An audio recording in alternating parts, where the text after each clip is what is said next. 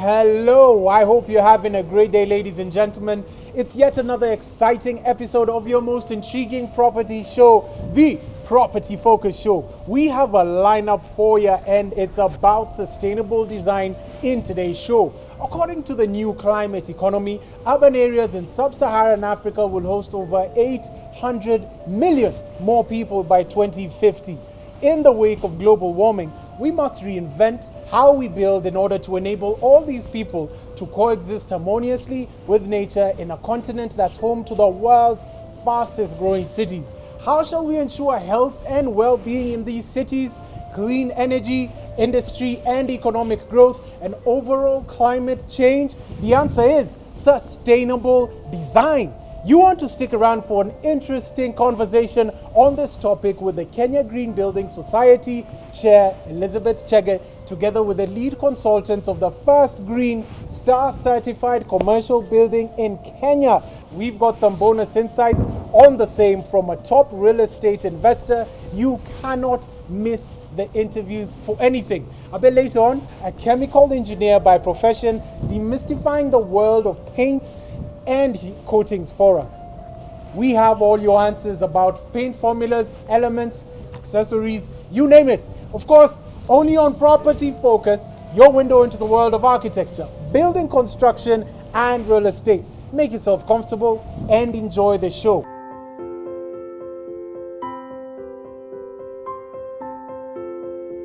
We have the developer of Dunhill Towers, Mr. Bharat Doshi. Welcome to Property Focus, Mr. Bharat Doshi. Thank you, Peter. Good. So tell us about Green Building. First of all, thank you very much for having us on your show, and welcome to Dunhill Towers. On behalf of Dunhill Consulting, we welcome your team, and it's a privilege to be with you here today. This concept came about in our minds about 3.5 years ago, and we really wanted to go out in the field, and we wanted to create something that's unique, different, and very, very apt to what is required. As you know, our president has set the 2030 goals for the country, and we really believe that it's now up to us Kenyans to embrace this and really take things forward. And why should Kenya be behind the rest of the world in terms of technology, in terms of the kind of properties that we build and the kind of things that we do in Kenya? Yes. So we are always pioneers in investing in things that are unique and have a niche in the market, and Dunhill Towers is one such product. Speaking of which, what are the unique facilities that this particular project has? The unique facilities in this building, because it's green, is first of all, it's going to be very, very affordable to maintain and run the building. So going on, our costs of actually running this building are much lower than a normal building. So the amount of power that's consumed, it's much less. The amount of natural light that we use for lighting and all that is very, very high because it's been designed accordingly. The amount of water and the treatment of water is also done in a very specific way. And the benefit to the tenant is his costs going forward for the next 5, 10, 15 years are going to be much lower than a normal building. This is the biggest advantage that we see going forward. Parting shot, what is the future for modern developments in the country today? My opinion is that the future for modern developments in Kenya is when we developers actually go out and learn what's available out there and bring that technology or that knowledge back to Kenya, and then embrace those things so that we also are in the leading edge in the world. And as Kenyans, we are better than anybody else. We are really brilliant people in this country. Let's make the most of it. Let's use our skills correctly, and let's really embrace this whole thing so that we create things like Dunhill Towers. Thank you very much, Mr. Bharat Doshi. Really enlightened and glad to have you on the show. Lovely to meet you here, Peter, and once again, I hope you like what you see. Absolutely fantastic. I like what you've done with the place. Thank you. Welcome to Property Focus. Thanks for having me here. Thank you for coming on to the show. Now, I know we're going to be speaking about sustainability later on, but tell us about your role in this project. Well, Dunhill Towers is now certified as a 5-star Green Star building, Okay. and it's Green Star Africa. Okay. My role in this project was actually as the sustainability consultant. And the purpose of the sustainability consultant is very much to oversee, facilitate, and ensure that the project meets the certification rating. Okay. Yes. So tell us, why is certification so important? Well, certification, like a lot of the other measurable elements in life, is benchmarking. So you need to benchmark your building, because anyone can say their building is green, but how green is green? How tall is tall? How short is short? Unless you measure it. Yes. So there's internationally ratified standards. One of them is Green Star rating, that we actually used on the building for certification. And you certify as the chair of KGBS. I wish it was that easy. Yes. Certification is done by independent assessors. Okay. So as a sustainability consultant, I'm also an accredited professional for Green Star. Yes. But then we have to send all this documentation Yes. to independent assessors that I don't even know who they are. So we okay. work in Sub-Saharan Africa, the Green Building Councils work together. Okay. And we've agreed that for Green Star, the drawings and documentation are sent to Green Building Council South Africa. Right. They manage the process so that when the certification comes out, Yes. it is purely independent.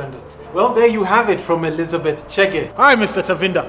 Welcome to Property Focus. Thank you. Thank Good, you for good. having me. So what other unique features does this building have? The other unique features we incorporated into the design is the overhanging ledges on all windows. That reduces the direct sunlight into the building. We have 6 high-speed lifts, which reduces the waiting time to use them. We have firefighting systems and control methods on each floor for the offices. And we have disabled washrooms on every office level. In addition to all this, we have allowed for the bicycle stands. We're trying to promote people cycling to work, and also provided for washroom facilities on every office floor. What is the inspiration behind the design and form of this building? We wanted to design something that is timeless.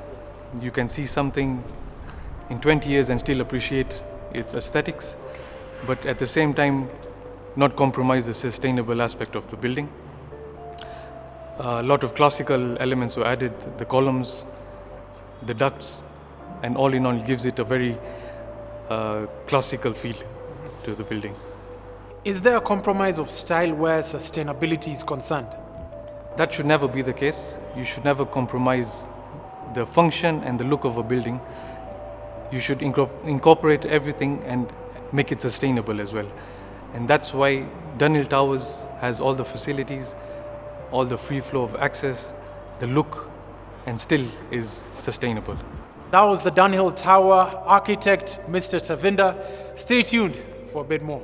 Thank you for staying with us. I told you it's all about sustainability today, and as I had briefed you, we're about to unpack the green building as a practice with Elizabeth, the Kenya Green Building Society chair. This is not about a color green or just plants. Let's also note that this conversation is centered on individual responsibility to the environment, so please do not miss this interview at all. Now, before that, we'll be taking a very short break, but do not go away.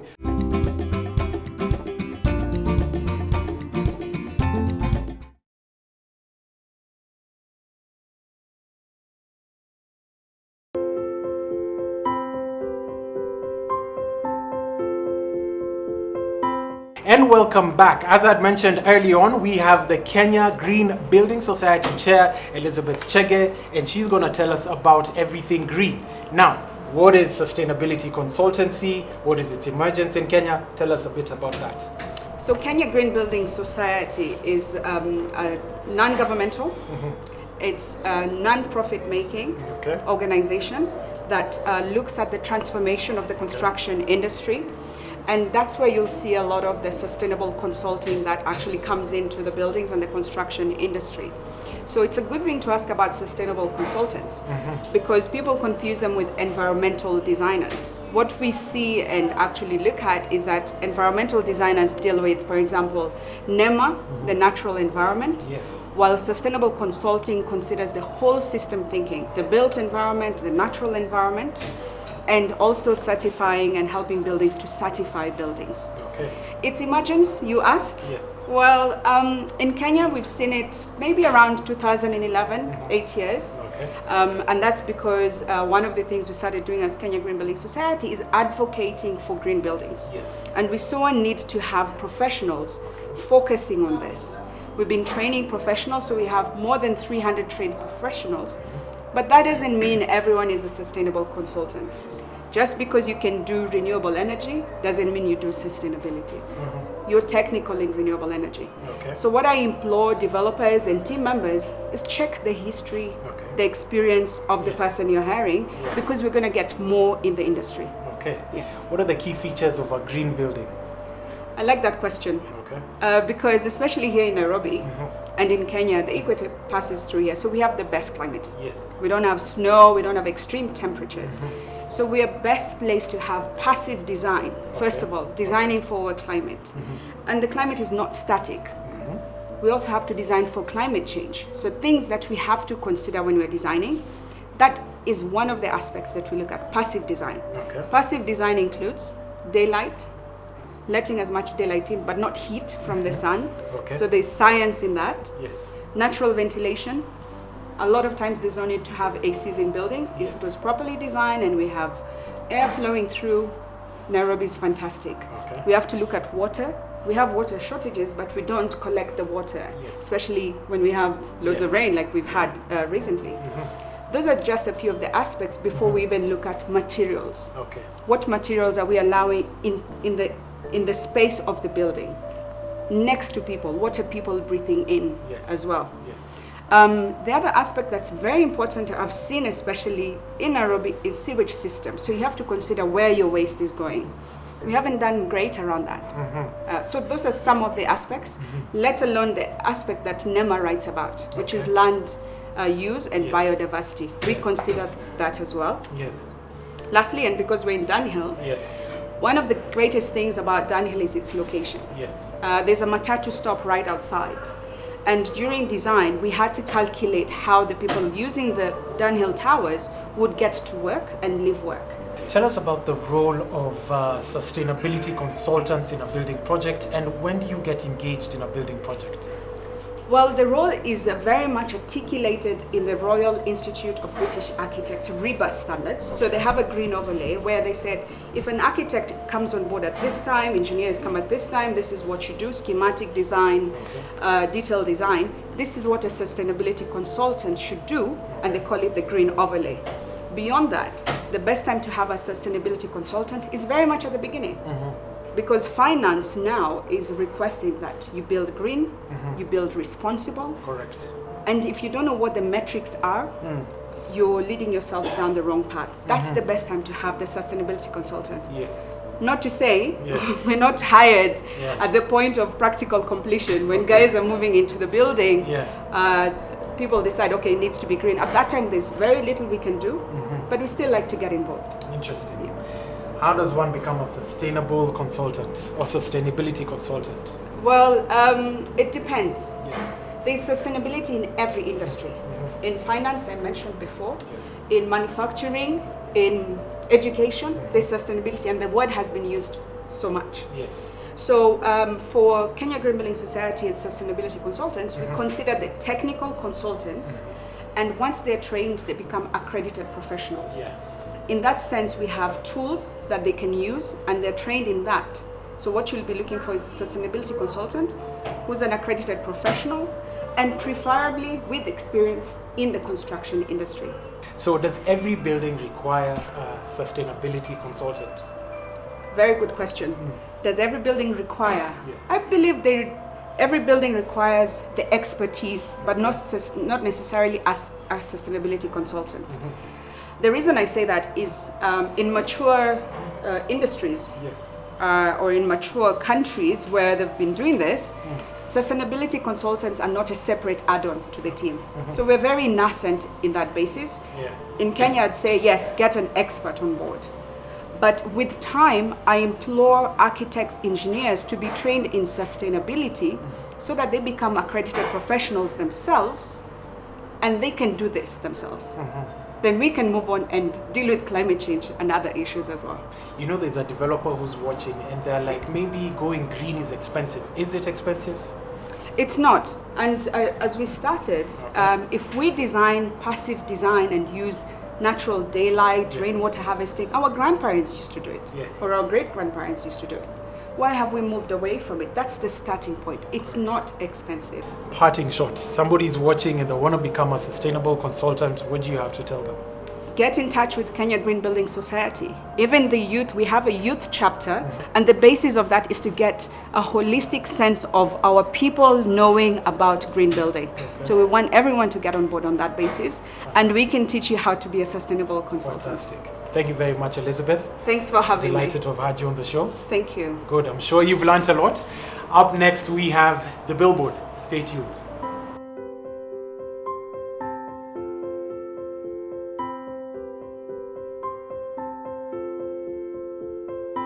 Banda Homes brings to you Hillsview Estate with 3-bedroom bungalows, master en suite in a gated community along Thika Road next to Mangu High School.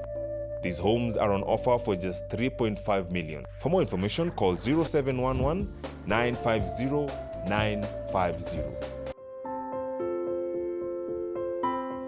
It's that segment where you learn about building materials. As I had briefed you, we're talking about paints and coatings today with the expert himself, Mr. Etamal, from right here at the Crown Paint Central Warehouse. And as the famous say goes, if you like it, want it. Hello, Mr. Etamal. Welcome to Property Focus. Hi, welcome to Crown Paints. We are in Central Lab of Crown Paints. Thank you very much. Now, paints and coats. Define the two.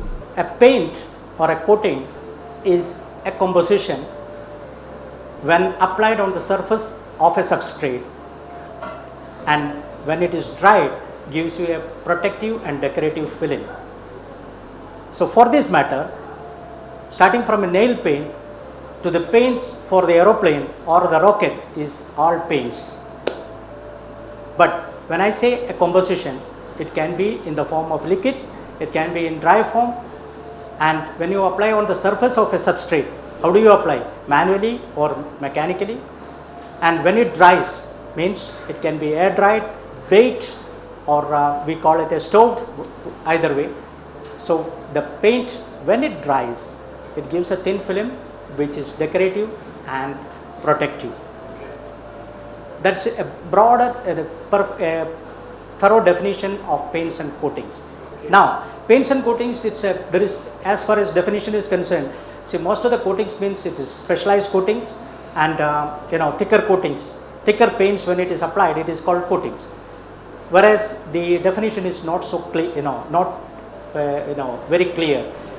All paints are coatings and all coatings are paints. So how does one tell the difference between good quality paints and poor quality paints? When we talk about quality, for me, the quality is consistently delivering the product. Okay, before how do we consistently deliver the product? I'll talk about paint quality is, the quality of the paint is depending on the formulation of the product, the inputs what we use, and finally the processing what we do, and the release what we do. See, big companies, the difference between small sector and the bigger sector is that you have the technology, you have the power, you can purchase good materials at lesser rate. So what your inputs inside the paint is always superior compared to any other small units. So why can't I just buy one paint, job is done? See, the performance of a paint is basically on the surface, how you have prepared it and how you have generated the anchoring. When we use undercoats and primers, it is not just a paint, it's an anchoring coating in between. It almost reduces the surface, it penetrates into the surface, and then it gives an anchor to the subsequent coats. Now, if you use the same paint on a fresh concrete, you will see that it doesn't give you the finish, it doesn't give you the sheen, it is good, and you are wasting a premium product by directly applying. You apply the correct primer, your spread rate will be more for the subsequent premium quality top coat, and you get a better finish for that. And then when you use both the systems, a primer, undercoat or top coats together, it is always cheaper. Per square meter rate will be cheaper than using the same paint and spoiling the surface and coating 2-3 times with the same paint. How is the painting and coating market changing today? 30 years back, when we all started, the oil-based, solvent-based systems used to be about 75% of the market. Even I will say 80% of the market. Imagine how much damage we are creating to the environment. The millions of liters of paint, half of the solvents goes into the environment when the paint film dries. So the biggest change and advancement in the coating technology is that the transformation from solvent-based systems to the water-based systems, where the solvents are practically less than 1%. It is for making the paint, for cleaning the paint, for applying the paint, what we use is all water. How then do you maintain paint to last longer? It depends on the type of paint what we use. Now, as far as exterior paints are concerned, we have normal, the technology starts with medievals, where we had the lime wash, which used to be the most popular British, spread out worldwide coating. From there to the alkyd paints, immersion paints, oil stabilized paints, we have come a long way. Now today we have 100% acrylic paints, we have silicone based paints, we have Teflon based paints, where the performance is far superior. It can last as long as the building. You may require only the maintenance coating every 5 years or 10 years as specified. Thank you very much. Thank you for being in Crown. We've come to the end of today's show. It goes without saying, every week you're discovering new details about the industry through Property Focus. As always, find us on social media and keep these conversations going. It's always a delight to be your host. My name is Peter Ngigi. Take care. Till next week.